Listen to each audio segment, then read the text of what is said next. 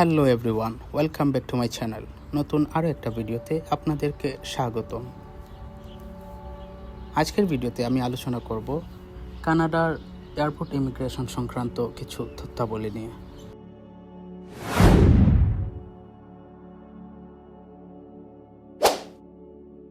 অনেকেই আমার ভিডিওর নিচে কমেন্ট করেন এবং আমার ফেসবুকের মেসেঞ্জারে আমাকে মেসেজ করে থাকেন যে 2025 সালে কানাডার এয়ারপোর্ট ইমিগ্রেশন কেমন হচ্ছে, বা যারা ভিজিটর ভিসায় আসেন তাদের ইংরেজিতে প্রশ্নের উত্তর দেয়া লাগে কিনা।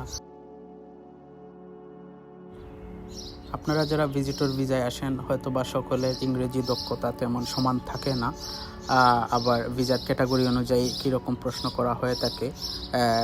যারা ওয়ার্ক পারমিট অথবা ভিজিটর বা ইমিগ্রেন্ট ভিসা বা স্টুডেন্ট ভিসা, বিভিন্ন ক্যাটাগরি অনুযায়ী প্রশ্ন কিন্তু আলাদা আলাদা হয়ে থাকে।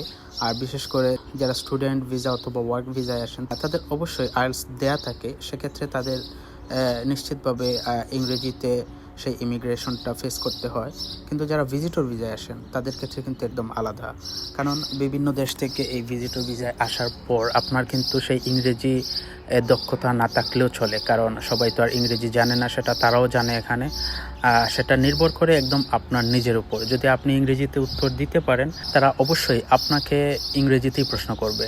আর যদি আপনি সেক্ষেত্রে আপনি ইংরেজি দক্ষতা কম থাকে বা আপনি ইংরেজি কম বুঝেন, তারা আপনার জন্য দুভাষী একজন ইমিগ্রেন্ট অফিসারকে সেক্ষেত্রে আপনার সকল প্রশ্ন করা এবং উত্তর নেওয়ার জন্য আলাদাভাবে অ্যাপয়েন্ট করবে।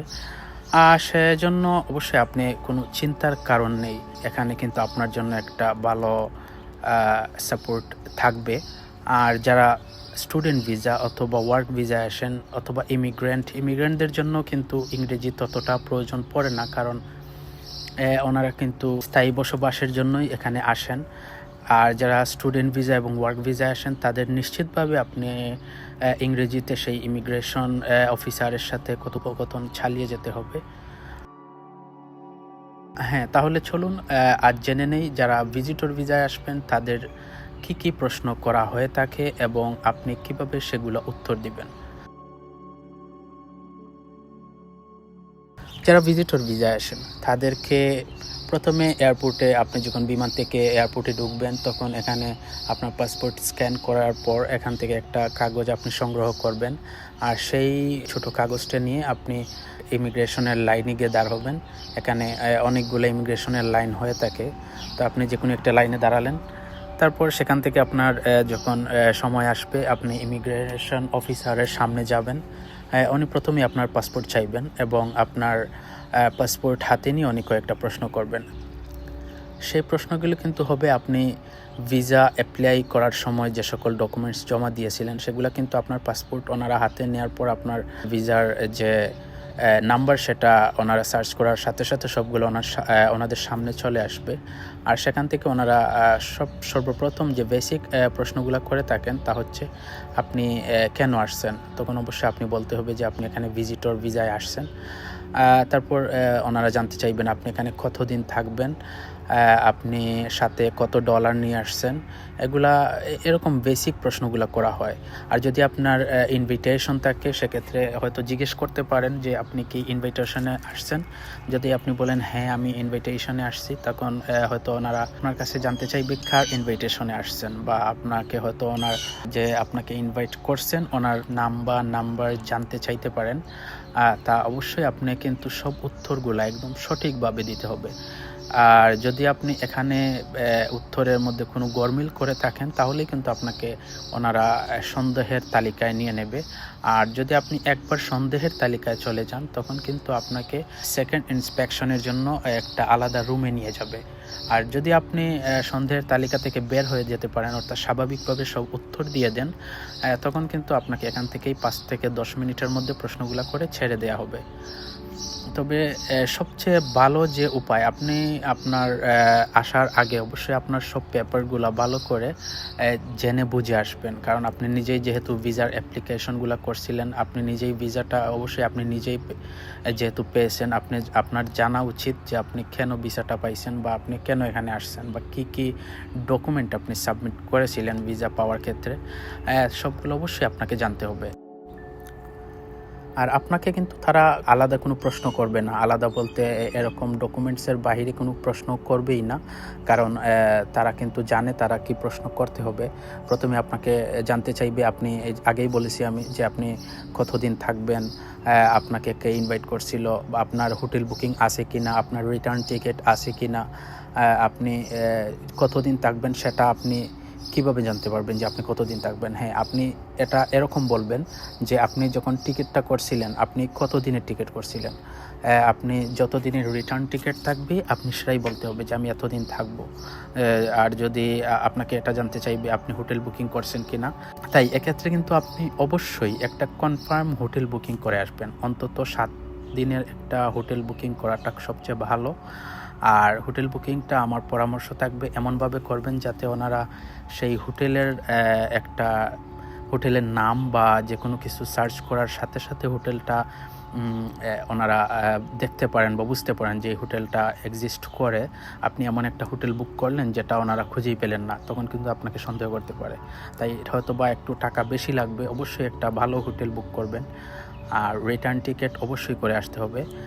আর আপনার সাথে অবশ্যই ডলার নিয়ে আসতে হবে। চেষ্টা করবেন 2000 থেকে 3000 এরকম একটা ডলার অ্যামাউন্ট নিয়ে আসার জন্য, কারণ কম নিয়ে আসলেও সমস্যা, আবার অতিরিক্ত নিয়ে আসলেও সমস্যা।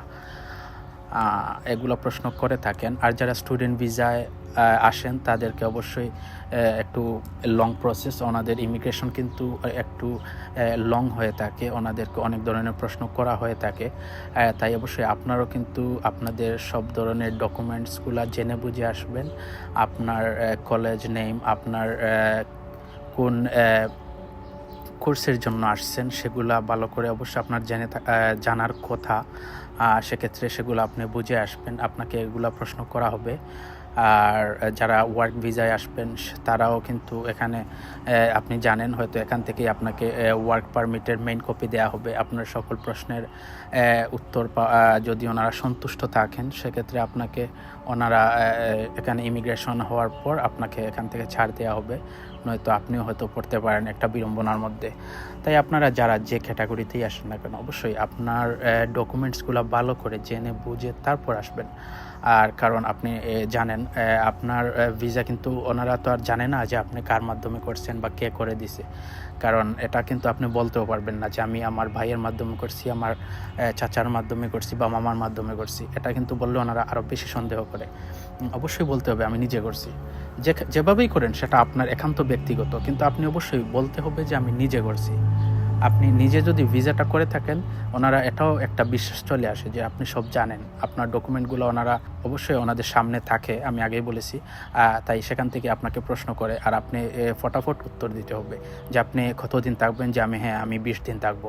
আপনি কত ডলার নিয়ে আসছেন, আমি 2000 ডলার নিয়ে আসছি।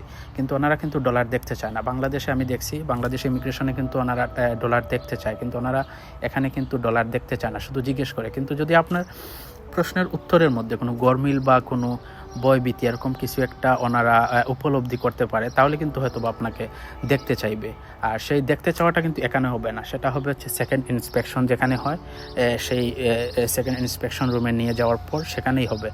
তাই সে পর্যন্ত আপনি অবশ্যই যাওয়ার কথা না, আমি চাইবো সে পর্যন্ত আপনি না যান, কারণ সেখানে গেলে অনেকের এমনও হয় যে 10 ঘন্টা 12 ঘন্টা সেখানে বসিয়ে রাখে, অনেক মানে কঠিনভাবে একটা ইমিগ্রেশন সেখানে হয়। আপনার প্রতিটা পেপার কিন্তু সেখানে আরও কঠিনভাবে আপনাকে প্রশ্ন করবে, কঠিনভাবে সব কিছুর উত্তর চাইবে।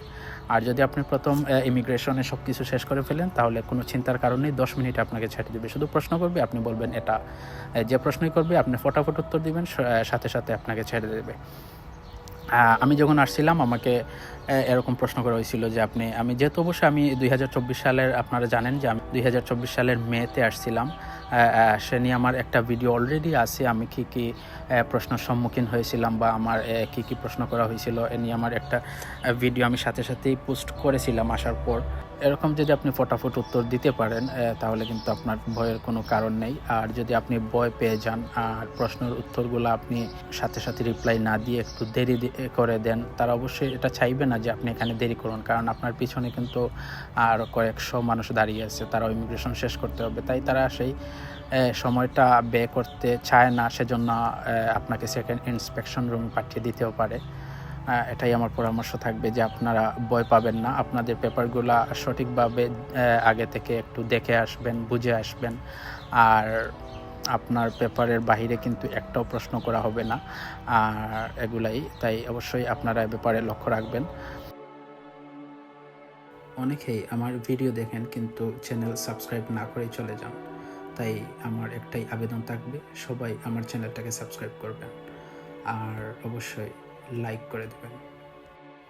সামনে কিন্তু আপনাদের জন্য আরও অনেক ভিডিও নিয়ে আসবো, তাই অবশ্যই আমার সাথে যুক্ত থাকবেন। আর আপনারা জানেন 2026 সালে কানাডা এবং আমেরিকা, মেক্সিকো এই 3টা দেশ মিলে ফুটবল বিশ্বকাপ অনুষ্ঠিত হতে যাচ্ছে। আর সেজন্য কিন্তু আমেরিকা, কানাডা, মেক্সিকো প্রচুর ভিসা দিবে, তাই সে নিয়েও ভাবছি একটা ভিডিও আপনাদের জন্য নিয়ে আসবো। আপনারা কমেন্টে জানান যদি আপনারা সে বিষয়ে ভিডিও চান, আর অবশ্যই সাবস্ক্রাইব করে সাথে থাকবেন। আর অনেক ইনফরমেটিভ ভিডিও কিন্তু আপনাদের জন্য অপেক্ষা করছে, আর অলরেডি আমার চ্যানেলে অনেক ভিডিও দেওয়া আছে, আপনারা সেগুলোও চেক করে নেবেন। আশা করি আপনাদের অনেক উপকারে আসবে। আপনারা চাইলে আমার সাথে লাইভে যুক্ত হতে পারবেন। আমি বাংলাদেশ সময় রাত 11টা এবং 12টার মধ্যে লাইভে থাকি। আপনারা সেখানে আমাকে প্রশ্ন করতে পারেন, আমি সরাসরি আপনাদের সকল প্রশ্নের উত্তর দিব। ডেসক্রিপশনে আমার পেজের লিঙ্কও দেওয়া থাকবে, আপনারা চাইলে আমাকে মেসেঞ্জারে আপনাদের প্রশ্নগুলোও করতে পারবেন, সেখানে আমার সাথে যুক্ত থাকতে পারবেন। তাই সিলেক্ট টু আমেরিকা নামে আমার পেজের সাথে আপনারা যুক্ত হয়ে যাবেন। আর আপনাদের জন্য কমেন্ট বক্স অবশ্যই সবসময় খোলা আছে, আপনারা এখানেও কোনো কিছু জানতে চাইলে কমেন্ট করতে পারেন, আমি এখানেও রিপ্লাই দেব। আর হ্যাঁ, অবশ্যই চ্যানেলটা সাবস্ক্রাইব করে দিবেন আর পাশে থাকা বেল আইকনে ক্লিক করে দিবেন। আজ এ পর্যন্তই, আমি এখানেই বিদায় নিচ্ছি। আপনারা সবাই ভালো থাকুন, সুস্থ থাকুন। আল্লাহ হাফিজ।